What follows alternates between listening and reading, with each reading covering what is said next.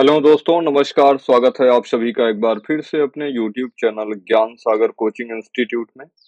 तो आज की क्लास में हम लोग शुरुआत करेंगे एक नए चैप्टर का, जो कि क्लास 10th की एनसीईआरटी का होगा, चैप्टर नंबर 2, पॉलिनोमियल बहुपद।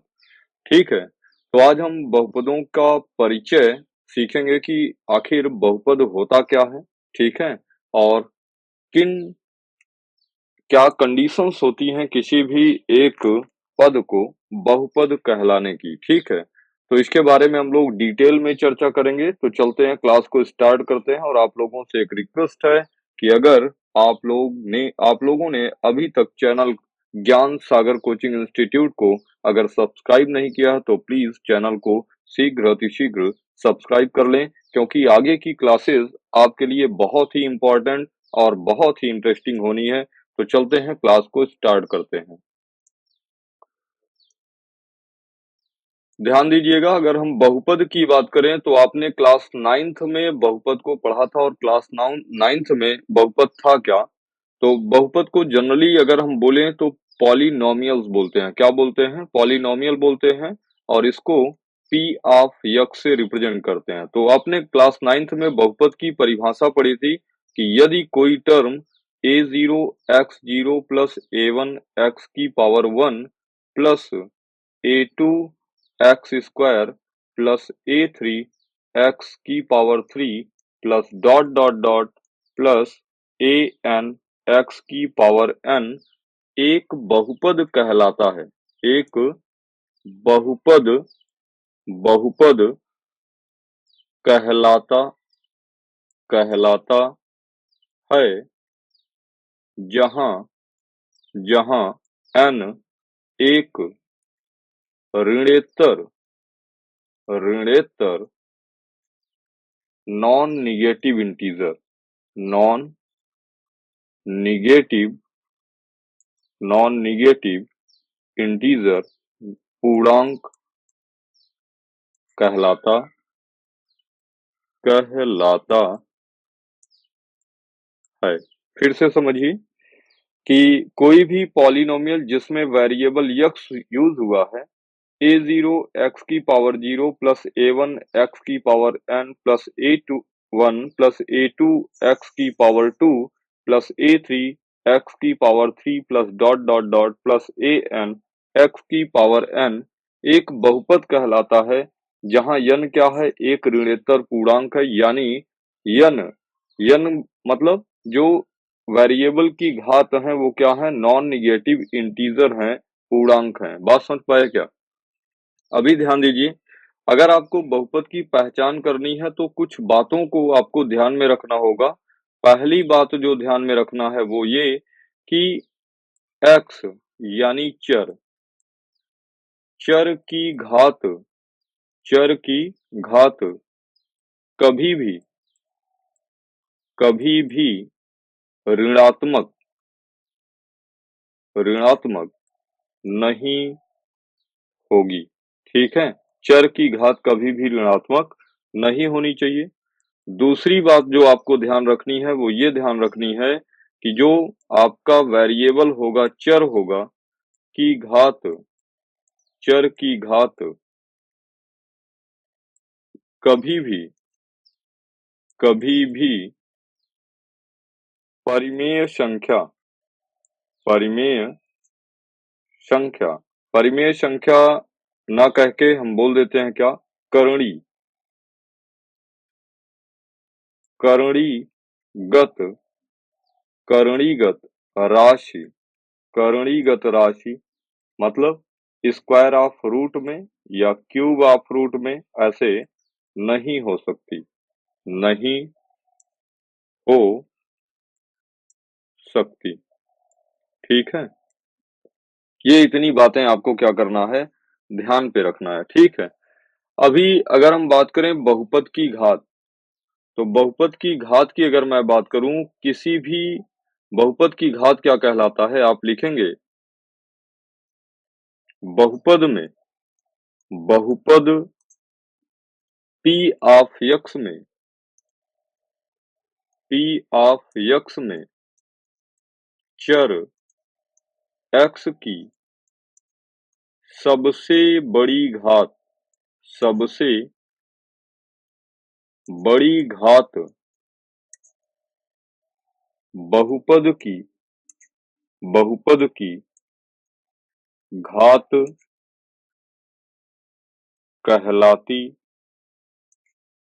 है। ठीक है, कहने का मतलब बहुपद में जो चर होगा उसकी सबसे बड़ी घात आपकी क्या कहलाएगी, बहुपद की घात कहलाएगी। जैसे अगर हम बात करें, जैसे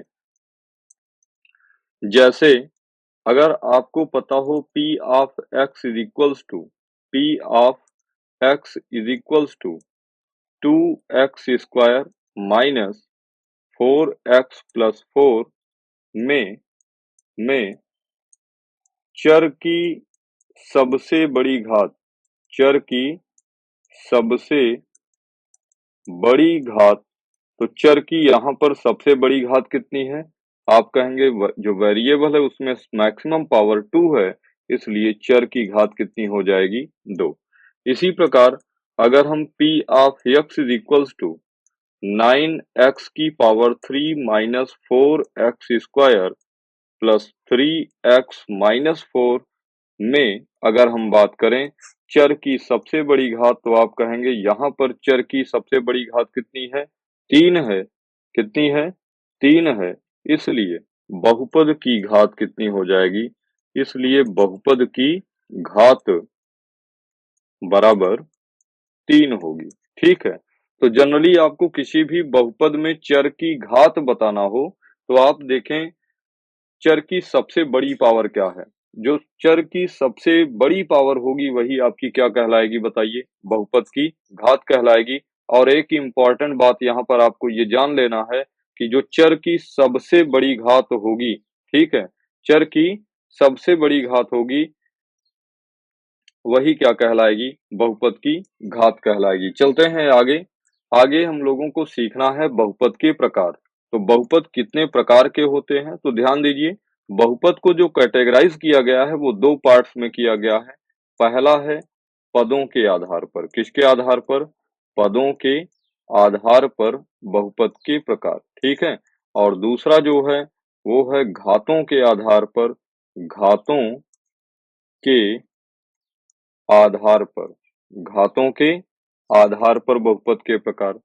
अगर हम पदों के आधार पर बात करें तो पद के आधार पर आपका एक पदीय बहुपद होता है। क्या होता है? एक पदीय बहुपद होता है। द्विपदीय बहुपद होता है, द्विपदीय बहुपद होता है, त्रिपदीय बहुपद होता है, ऐसे बहुत सारे बहुपद होते हैं। तो एक पदीय बहुपद क्या? ऐसा बहुपद जिसमें नंबर ऑफ टर्म्स यानी पदों की संख्या एक हो, एक पदीय बहुपद कहलाएगा। जबकि ऐसा बहुपद जिसमें नंबर ऑफ टर्म्स की संख्या बहुपद के की संख्या कितनी हो? 2 हो, द्विपदीय बहुपद। और ऐसे त्रिपदी और चतुर्थ पदीय बहुपद होते हैं। ठीक है, अगर घातों के आधार पर हम बात करें तो घातों के आधार पर जो पहला प्रकार होगा बहुपद का वो होगा क्या आपका? रैखिक बहुपद। तो रैखिक बहुपद एक ऐसा बहुपद होता है, एक ऐसा बहुपद, एक ऐसा बहुपद जिसमें एक ऐसा बहुपद जिसमें चर x की सबसे बड़ी घात, चर x की सबसे बड़ी घात, चर x की सबसे बड़ी घात एक हो। कितनी हो? एक हो। रैखिक बहुपद कहलाता है। क्या कहलाएगा? रैखिक बहुपद कहलाता कहलाता है। जैसे अगर जैसे हम बात करें तो जैसे आप कह सकते हैं P of x is equals to 2x plus 3, 2x plus 3। तो चर की मैक्सिमम पावर कितनी है? 1 है। तो यहाँ पर आप इसको कह सकते हैं ये कैसा है? 2x plus 3। आप कहेंगे रैखिक बहुपद। अगर द्विघात बहुपद क्वाड्रेटिक पॉलिनोमियल की बात करें तो एक ऐसा बहुपद, एक ऐसा बहुपद, बहुपद जिसमें, एक ऐसा बहुपद जिसमें चर x की सबसे बड़ी घात, सबसे बड़ी घात 2 है, 2 है। द्विघात बहुपद कहलाता है, कहलाता है। जैसे, अगर हम जैसे की बात करें तो आप एग्जांपल दे सकते हैं, p of x is equals to 2x square plus x minus 2, ठीक है। में चर की सबसे बड़ी घात कितनी है? 2 है, इसलिए कैसा बहुपद होगा आपका? तो आप कहेंगे द्विघात बहुपद। यहाँ पर अगर त्रिघात बहुपद की बात करें तो बिल्कुल सेम डिफिनीशन होगी। एक ऐसा बहुपद एक ऐसा बहुपद एक ऐसा बहुपद जिसमें जिसमें चर x की सबसे बड़ी घात सबसे बड़ी घात 3 हो। क्या हो? 3 हो। त्रिघात बहुपद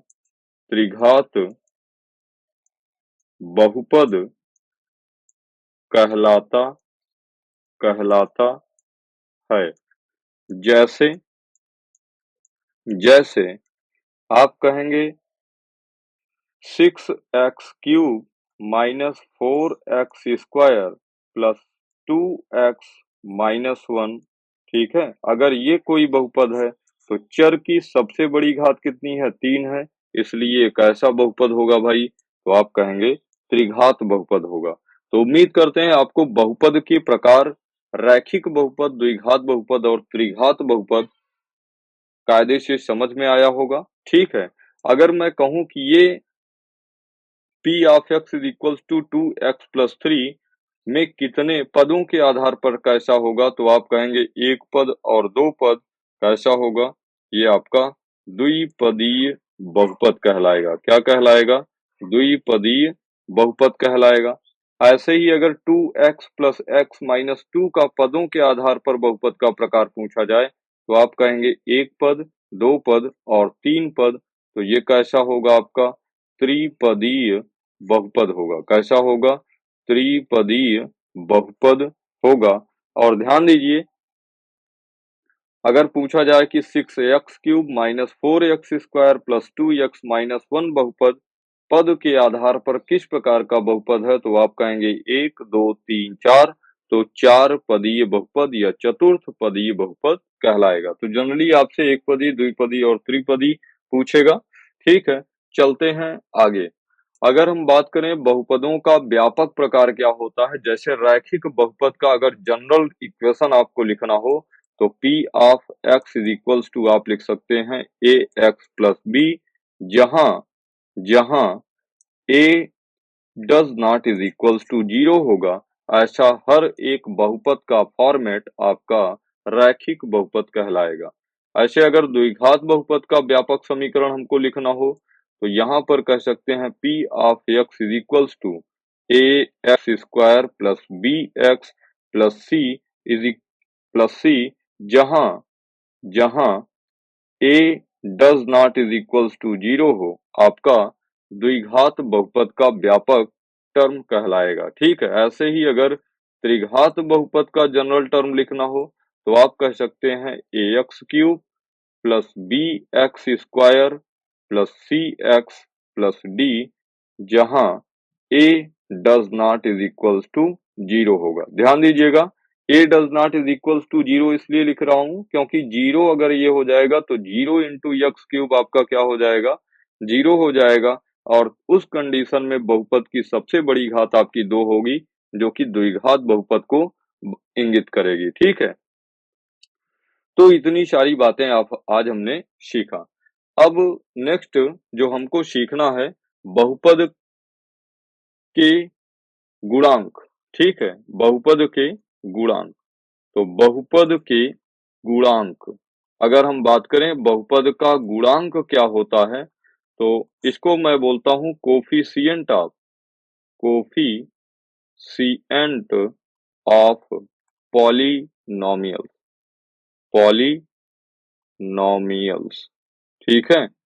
चलिए, जैसे यहाँ पर हम एग्जाम्पल पे ही बात करेंगे। जैसे अगर मैं कहूँ कि आपको एक बहुपद पता है 9x³ minus 4x² plus 2x-6, ठीक है। ये आपको क्या दिया गया है? एक बहुपद दिया गया है। अगर इसमें आपसे पूछा जाए x³ का गुणांक, क्या पूछा जाए? x³ का गुणांक बताइए। किसका? x³ का। तो ध्यान दीजिए, आपको करना क्या है? जिसका गुणांक आपसे पूछा जाए उसको आप क्या करेंगे? क्लोज कर लेंगे। बाकी जो बचा हुआ नंबर होगा वेरिएबल के अतिरिक्त, वो क्या कहलाएगा? आपका बहुपद का गुणांक कहलाएगा। इसी तरीके से अगर आपसे पूछा जाए x² का गुणांक बताइए। किसका? x² का गुणांक, ठीक है। तो x² का गुणांक जब पूछा जाएगा तो आप क्या करेंगे? वेरिएबल x² को आप क्लोज कर देंगे। x² को आप क्या करेंगे? क्लोज करेंगे। बाकी जो बचा नंबर होगा विद साइन, तो कितना बचा? आप कहेंगे -4 बचा है, ठीक है। तो x² का गुणांक निकल के आएगा कितना? -4। इसी तरीके से अगर आपसे पूछा जाए x का गुणांक बताइए, तो x को आपको ड्रॉप करना है। बाकी जो बचेगा वही क्या होगा? आपका x का गुणांक। तो आप बोलेंगे +2, ठीक है। अगर पूछा जाए अचर पद बताइए, इस बहुपद में अचर पद क्या है? तो अचर पद एक ऐसा पद होगा जो वेरिएबल से फ्री होगा। ये अर्थात कहने का मतलब जिसमें वेरिएबल नहीं होगा। तो देखिए -6 में आपका कोई भी वेरिएबल नहीं यूज हुआ है, तो -6 आपका क्या कहलाएगा? अचर पद होगा, ठीक है। इसी तरीके से एक और बहुपद मैं लिखता हूँ, उसमें आप बताइए कि क्या गुणांक होंगे, ठीक है। चलिए, मैं एक बहुपद लिखता हूँ 4x³ minus 2x² plus 9x-2, ठीक है। में अगर पूछा जाए x³ का गुणांक, तो आप कहेंगे x³ का गुणांक कितना होगा? 4। x² के गुणांक की बात करूं तो x² का गुणांक कितना हो जाएगा बताइए? -2। और x का गुणांक अगर पूछा जाए तो ये आपका भाई 9 है। क्या है? 9। तो x का गुणांक कितना हो जाएगा? 9। और अचर पद कितना है आपका? -2, ठीक है। ऐसे ही अगर मैं कहूं कि P of x is equals to 9x plus 6 में x का गुणांक कितना होगा? x का गुणांक, x का गुणांक कितना होगा? तो आप कहेंगे x का गुणांक कितना होगा? 9। अगर मैं पूछूं कि P ऑफ x में x² का गुणांक कितना होगा, तो ध्यान दीजिए इस टर्म में जो है x² का कोई टर्म ही नहीं है। उस कंडीशन में x² का गुणांक कितना हो जाएगा? 0 हो जाएगा। अगर मैं आपसे पूछूं भाई कांस्टेंट टर्म यानी अचर पद कितना होगा? अचर पद, तो आप कहेंगे अचर पद कितना होगा? 6 होगा। ये इस तरीके से आप क्या करेंगे? बहुपद के शून्य बहुपद के शून्यक नहीं, बहुपद के गुणांक, बहुपद में चर के गुणांक बता सकते हैं, ठीक है। तो उम्मीद करते हैं कि क्लासेस आज की आपको समझ में आई होंगी। जो एक बेसिक कॉन्सेप्ट था बहुपद का, वो आपने कायदे से सीखा होगा। तो एक बार क्लास को फटाफट रिवाइज कर लेते हैं। अगर हम बहुपद की बात करें, बहुपद क्या होता है? तो आपने कहा कि P ऑफ x से डेनोट करता हूँ। एक बहुपद को मैं जनरली क्या करता हूँ? P ऑफ x से डेनोट करता हूँ, जहां x बहुपद में प्रयोग किया हुआ अचर पद है। क्या है? चर पद है, सॉरी चर पद है। और बहुपद का जो जनरल फार्मूला होता है उसको आप a0 x⁴ plus a1 x⁴n plus a2 x² plus a3 x³ plus an x⁴n एक बहुपद कहलाएगा जब n क्या होगा? एक ऋणेतर पूर्णांक होगा, ठीक है। आपने कहा कि किसी भी बहुपद में चर की घात कभी भी निगेटिव नहीं होनी चाहिए और चर की घात कभी भी करणीगत राशि जैसे √x, cube root of x, ये सारी चीजें नहीं हो सकती हैं, ठीक है। नेक्स्ट आपने सीखा बहुपद की घात।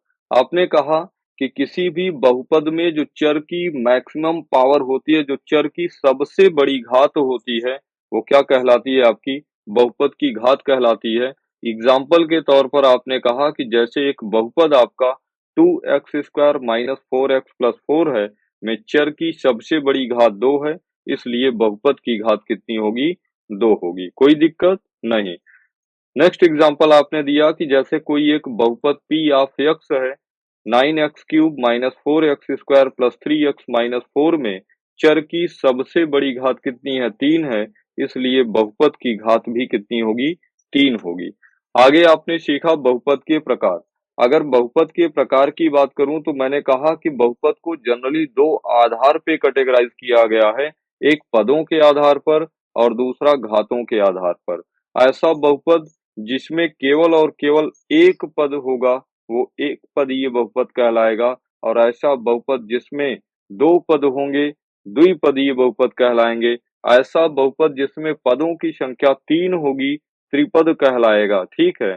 इसके बाद आपने घातों के आधार पर पहला प्रकार पढ़ा रैखिक बहुपद, और रैखिक बहुपद में पढ़ा कि चर की सबसे बड़ी घात जिसमें चर की मैक्सिमम पावर कितनी हो, चर की घात 1 होगी, वो क्या कहलाएगा? आपका रैखिक बहुपद कहलाएगा।